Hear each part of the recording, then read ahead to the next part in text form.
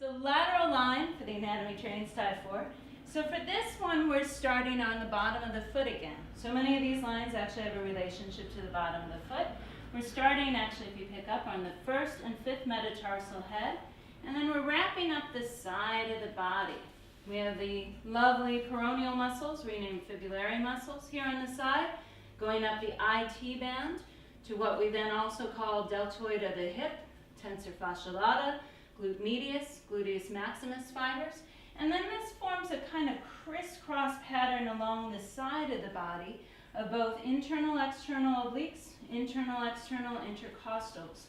So we're just going to wrap it around here for your sake a little bit, but we'll form kind of a crisscross pattern as we go up the side of the body. I know I'm basket weaving. And then continuing up, one part would be again sternocleidomastoid, the other part in the back, splenius muscle towards the end side here. So you can see, because we do move primarily in the sagittal plane, we're motivating forward, and Jenny, you're welcome to put down your arm if it's getting tired there, that the sides of the body are there for stabilization. We also do want to have a nice connected side bend, be able to happen with this anatomy as well. But it's mostly there so that we can motivate ourselves forwards. So we're going to show a couple different things here. I'm going to unwind this for a moment. Here we go on basket weaving you, and coming back, arm down, and down to the bottom of the foot. So for our first one, let's actually just take a side lean. And because you have the resistance of the tie 4 in there, arms again are not part of it, but we're going to use that to give a little resistance. Put the feet together, and you can side bend over to one side or the other.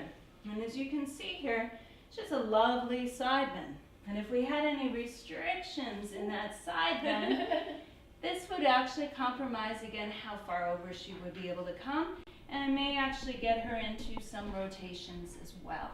So that would be one thing that we might see. If you come on down to the floor, we in Pilates have whole side line series. You may want to come into any of those sort of actions here. Same thing, if she's showing her balance on the side, lifting up the legs, she has a nice action of coming through this. But if I had any restrictions for her, even on the underside of the leg, this is going to start to challenge her balance, as well as the upper side particularly. She may start to rotate and get pulled over if she loses some of that side stability. Let's bring you back up to standing. I promise I won't push you over too much here. It's a good challenge.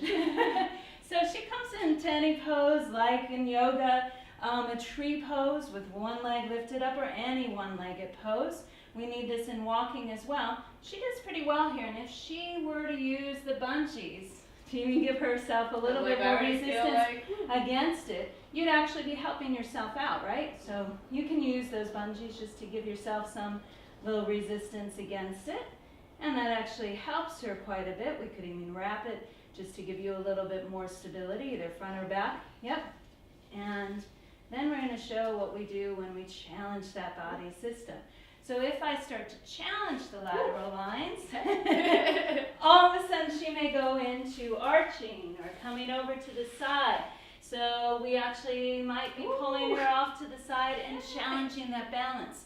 This is really important. You could go back just to picking one leg up, because we need this in walking, basic walking. So again, if we're practicing just basic standing, and again, come off one leg, just pick a leg there. And we may want to, again, just be challenging the body a little bit by pulling it over and seeing what happens to that lateral line.